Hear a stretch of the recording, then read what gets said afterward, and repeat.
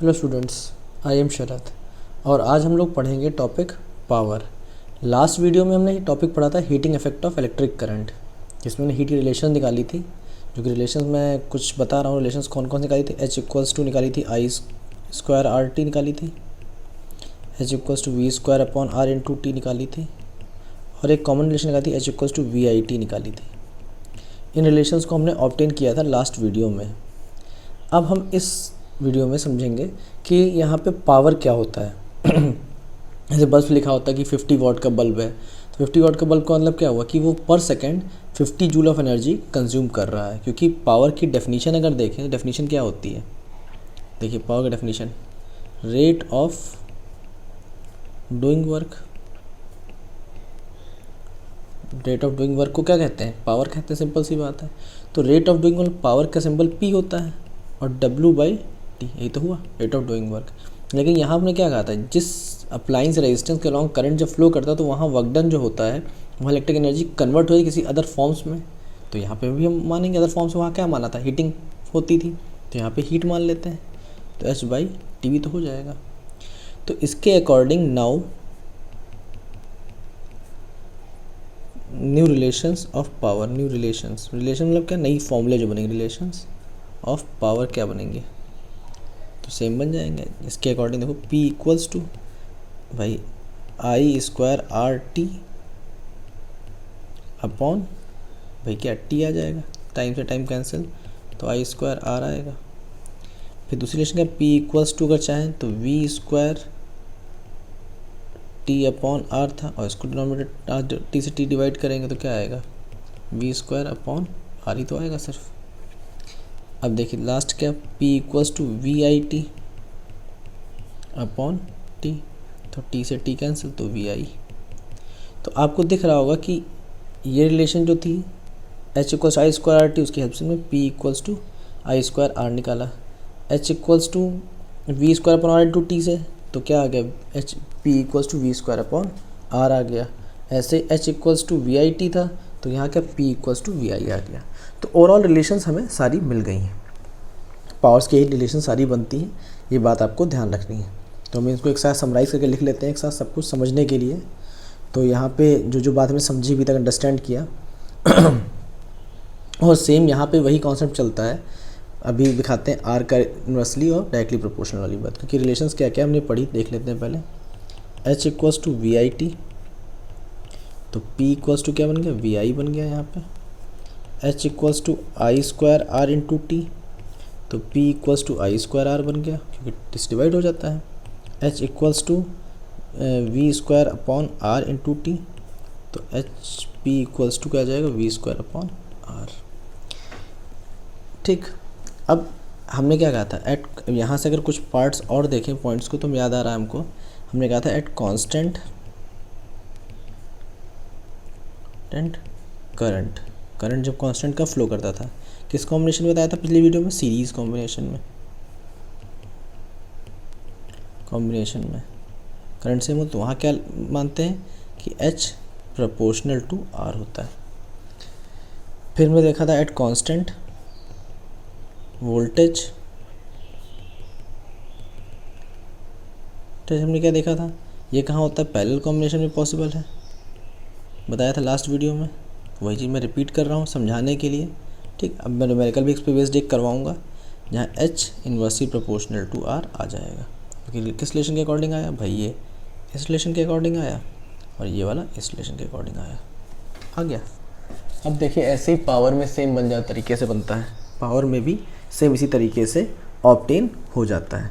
देखिए भाई सिंपल तरीका, तो देखिए यहाँ पे क्या हो जाएगा, एट कांस्टेंट करंट जब होगा, ठीक, तो यहाँ पे क्या कहाँ होता है, वही सेम चीज़ सीरीज़ कॉम्बिनेशन में होता है, सीरीज़ कॉम्बिनेशन में होता है कि नहीं होता है। तो इसके अकॉर्डिंग क्या होगा, P प्रोपोर्शनल टू R आ गया यहाँ पे, और यहाँ पे एट कांस्टेंट वोल्टेज पे ये कहाँ होता है, पैरेलल कॉम्बिनेशन। तो सब चीज़ सेम वही रहेगी, जो बात मैंने हीट के लिए बताया था, हीटिंग इफेक्ट के लिए कंडीशंस वही चीज़ यहाँ लागू हो रही है। तो यहाँ पे अगर P inversely proportional to R आ गया। सेम वही बात, आई स्क्वायर आर से रिलेशन ये वाली बात होती, पी प्रोपोर्शनल टू आर होती जब कांस्टेंट करंट होता है, वी स्क्वायर अपॉन आर से वी जब कांस्टेंट होगा तो P inversely proportional to R होगा। ये बात आपको समझ में आ गई किस कंडीशन में कौन सा लेना है, लेकिन कैसे न्यूमेरिकल्स में कहाँ ये कॉन्सेप्ट लगेगा। चलो देखते हैं, न्यूमेरिकल देखते हैं, उस पर बात समझते हैं। तो सपोज दैट आपको दो बल्ब्स मिले, ठीक, मार्केट से बल्ब लेके आए, बल्ब भी बना लेते सिंबल, ठीक, और इन बल्ब को नेमिंग कर देते हैं।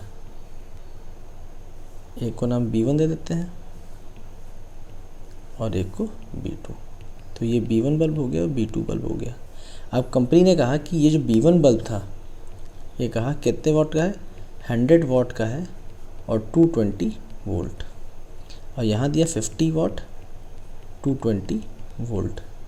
ये जो लिखी हुई इन्फॉर्मेशन है क्या है, रेटिंग दी हुई है, rating of the bulb. Rating मतलब होता है कि कितना कंज्यूम करेगा वो पावर, या कितनी एनर्जी कंज्यूम करेगा पर सेकंड में, क्योंकि हमने बताया था 100 वाट का मतलब क्या हुआ, पर सेकंड वो कितनी एनर्जी कंज्यूम कर रहा है, 100 जूल ऑफ एनर्जी कंज्यूम कर रहा है पर second, 100 joule of energy consume, या 50 वाट का 50 जूल एनर्जी पर सेकंड कंज्यूम कर रहा है। लेकिन कब, जब 220 वोल्ट सप्लाई होगी, ये फिक्स है, कंपनी ने चेक करके दिया 220 वोल्ट सप्लाई वोल्टेज करोगे तब इतना कंज्यूम करेगा। क्योंकि ध्यान रखिए अगर वोल्टेज कम होगा तो पावर कंजम्पशन भी क्या हो जाएगा, कम हो जाएगा। अगर वोल्टेज ज़्यादा तो पावर कंजम्पशन भी बढ़ जाएगा, इसलिए बल्ब में ज़्यादा पावर कंज्यूम लगती है। जब ज़्यादा वोल्टेज आता है तो ज़्यादा हीटिंग इफेक्ट हो जाता है, तो बल्ब का फिलामेंट मेल्ट होकर फ्यूज़ हो जाता है। बात समझ में आ रही है। अब क्वेश्चन क्या पूछा जाएगा कि अगर इन दोनों बल्ब्स को हम एक बार सीरीज़ में लगाएंगे फिर पैरेलल में, तो पहले देखते हैं इन सीरीज़ में, अगर सीरीज़ में इन दोनों बल्ब को लगा दिया जाए सर्किट के अंदर, ठीक है, इन दोनों बल्ब्स को सीरीज़ में लगा लेते। सीरीज़ में हमको पता है कैसे लगता है, एक रेजिस्टेंस ही तो है, सीरीज़ में लगा दिया क्या, B1 और B2 बल्ब को सप्लाई घर में कितनी 220 वोल्ट दे दी, जितनी कंपनी ने बना के दिया था, सप्लाई लगा दिया गया। तो अब पूछा जाएगा विच बल्ब विल ग्लो ब्राइटर। तो सिंपल सी बात, वही ब्राइट ज़्यादा ग्लो करेगा जिसका क्या होगा, जिसका रेजिस्टेंस जिसके हीटिंग इफेक्ट ज़्यादा होगा। जिसका हीटिंग इफेक्ट ज़्यादा होगा वहाँ बल्ब की ग्लोइंग उतनी क्या ज़्यादा, क्या B1 हो सकता है चाहे B2, अब पता नहीं, जो ज़्यादा जिसका हीटिंग इफेक्ट होगा वही सीरीज़ में ग्लो करेगा, या शायद दोनों में बराबर होगा। तो दोनों में बराबर फिलहाल नहीं होगा, एक बल्ब तेज़ जलेगा एक बल्ब धीमा जलेगा, तो कौन सा और कौन सा नहीं। तो यहाँ पे सीरीज़ पैरेलल कॉम्बिनेशन का कॉन्सेप्ट लगेगा। पहले हम निकाल रहे हैं क्वेश्चन सॉल्व करें सीरीज़ के लिए, मैंने कहा था सीरीज़ के लिए सॉल्व करेंगे, फिर इसका ही पार्ट नेक्स्ट सॉल्व करेंगे पैरेलल के लिए। तो पहले तो हमें ये पता करना पड़ेगा कि कौन सी चीज़ जो है जो कि जब हम इन बल्ब्स को सर्किट में लगाएंगे तो उसमें चेंज नहीं आता है, क्योंकि हमें पता है कि पावर कंजम्पशन बदल जाएगा, वोल्टेज कम जाए। चलो हम लगाए 220 वोल्ट पे, 200 वोल्ट पे लगाते तो कंजम्पशन पावर का अलग हो जाता, कम हो जाता। अगर 250 वोल्ट पे लगाते तो बढ़ जाता, शायद फ्यूज़ भी हो जाता। तो हमें क्या चीज़ जो बदलेगी नहीं, जो कंपनी ने दिया है बना के, वो सर्किट में लगाएंगे तब भी वो चेंज नहीं चीज़ होगी। तो वो क्या चीज़ होगी आपकी, वो सिंपल सी बात है, यहाँ पे होगा आपका दैट इज़ रेजिस्टेंस। तो रेजिस्टेंस पता कर लें कि किसका रेजिस्टेंस ज़्यादा किसका कम, बिना न्यूमेरिक वैल्यूज़ के हम कर सकते हैं, कॉन्सेप्ट ये लगा सकते हैं। तो हमने क्या कहा, कंपनी ने क्या चीज़ सेम करके दिया है, वोल्टेज हमें सेम करके दिया है कि वोल्टेज सेम वोल्टेज में इतना इतना कंजम्पशन करेगा।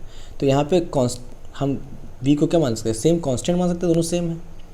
तो यहाँ पे कौन सा रिलेशन लगाएंगे, हमने बताया था एट कांस्टेंट वोल्टेज अगर हम बात किया जाए, तो आपको बताया था अभी हमने कि P equals to V square upon R लगाते हैं। तो यहाँ के अकॉर्डिंग क्या हो जाएगा, P inversely proportional to R हो जाएगा।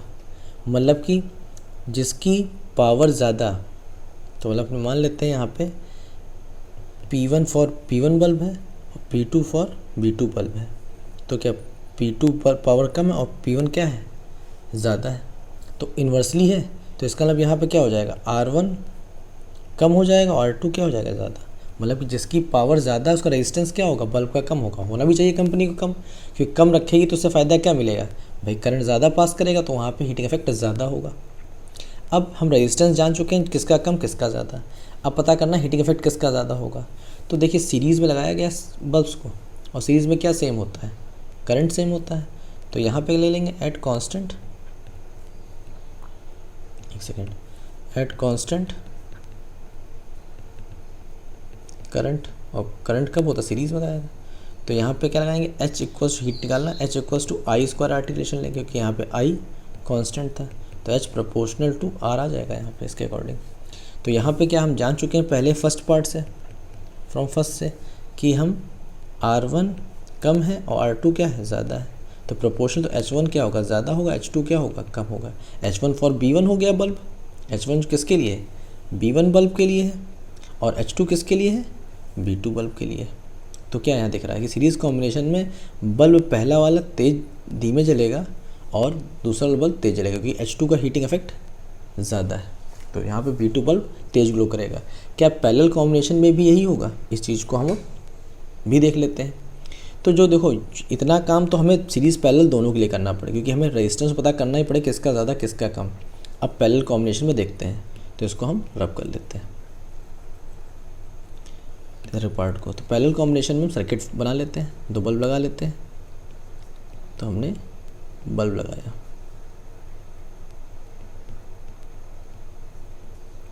ठीक, और इसको भी 220 वोल्ट की सप्लाई पे लगा दिया, ठीक। एक बल्ब का नाम B1 और एक का B2। अब यहाँ पे क्या है, आपको पता है इन पैरेलल कॉम्बिनेशन में क्या होता है, इन पैरेलल कॉम्बिनेशन है तो यहाँ पे क्या होता है, क्या चीज़ सेम होती है, वोल्टेज एट कांस्टेंट वोल्टेज क्या कह सकते हैं भाई, दोनों जगह क्या कांस्टेंट वोल्टेज ही तो है, तो दोनों को सेम वोल्टेज मिल रहा है। यस, कांस्टेंट मतलब यहाँ पे क्या सेम होता है। तो यहाँ पे क्या लगाएंगे, H हीटिंग इफेक्ट निकालना, H equals to V square upon R into T, क्यों कंपेयर हम V कांस्टेंट दे रहे हैं उसके अकॉर्डिंग कंपेयर कर पाएंगे। यहाँ पे समझा चुके ही पहले आपको, तो यहाँ H inversely proportional to R हो जाएगा। अब फर्स्ट इक्वेशन से हम क्या बात जानते हैं कि यहाँ बल्ब जो कंपनी बना के दिए थे उसने कहा था कि रेजिस्टेंस R1 का ज़्यादा है, R1 का कम है, सॉरी R2 का ज़्यादा है। लेकिन यहाँ पे हीटिंग इफेक्ट क्या है, इन्वर्सली है, तो उसके अकॉर्डिंग क्या हो जाएगा, यहाँ पे H1 बड़ा हो जाएगा, H2 क्या हो जाएगा, छोटा हो जाएगा। तो यहाँ पे हमें क्या दिख रहा है कि B1 वाला बल्ब तेज ग्लो करेगा। बस सीरीज़ में हमने क्या देखा था, अगर वीडियो को पीछे रिवर्स करके देखेंगे तो क्या देखेंगे आप उसमें कि आपने सीरीज़ में किया तो क्या देखा था आपने कि B1 बल्ब धीमे ग्लो कर रहा था, B2 वाला तेज ग्लो कर रहा था। लेकिन अब पैरेलल में क्या हो रहा है, B1 वाला तेज ग्लो करेगा, हीटिंग इफेक्ट ज़्यादा हो रहा है, और B2 वाला क्या करेगा, कम ब्राइट ग्लो करेगा, क्योंकि क्या हीटिंग इफेक्ट उसमें क्या हो रहा है, कम हो रहा है। तो आपको समझ में आ गया हो कहाँ पे H प्रोपोर्शनल टू R और कहाँ पे H inversely proportional to R, या P प्रोपोर्शनल टू R पे इन्वर्सली प्रोपोर्शनल टू R कहाँ पे हमको अप्लाई करना है, किस तरीके से अंडरस्टैंड करना है। तो यहाँ तक आपको पावर और हीटिंग इफेक्ट ऑफ करंट के बारे में टॉपिक पूरा हो गया। हाँ, एक चीज़ और रह गई कि पावर यूनिट आपको पता है, मैं बता देता हूँ, लास्ट में रह गया था। SI यूनिट ऑफ पावर क्या होती है, तो फिलहाल होनी चाहिए थी इसकी क्या, वर्क डन अपॉन टाइम होता है, that is joule per second. अगर देखना चाहिए तो जूल पर सेकंड तो हो सकती है, लेकिन उन्होंने क्या कहा, वॉट मानी यूनिट। तो 1 वॉट, इसका सिंबल W यूज़ कर लेते हैं कैपिटल का, equals to 1 joule per second होता है। तो ये बात भी आपको ध्यान रखनी है, जो मैं बताना आपको रह गया था स्टार्टिंग में, ठीक है। तो SI यूनिट पावर की क्या होती है, जूल पर सेकंड कह सकते हैं, या वॉट, 1 वॉट। बात समझ में आ गई। अब इस तरीके से ही अगर हम नेक्स्ट वीडियो में देखेंगे इसके बारे में, लास्ट टॉपिक कह सकते हो या लास्ट कॉन्सेप्ट रह गया है, that is electric energy consumption in house hold. मतलब कि बिजली का कंजम्पशन जो हाउस होल्ड सर्किट्स में होता है, कॉमर्शियल सर्किट जो होता है, उसमें किस तरीके से पावर को ट्रीट करते हैं, या पावर यूनिट में कोई चेंज आता है, यूनिट में चेंज आता है, यूनिट वहाँ नई यूनिट पढ़ेंगे, हाई यूनिट ली जाती है, हायर, दैट इज़ किलोवाट, ठीक है। वहाँ पे एनर्जी जो किलोवाट आवर में ली जाएगी, उस बारे में हम नेक्स्ट वीडियो में समझेंगे। तो यहाँ तक आपको क्लियर हो गया होगा, इसको रिवाइज़ करिए, जहाँ समझ में ना आए कमेंट्स में आप पूछ सकते हैं मुझसे, ठीक है। Thank you.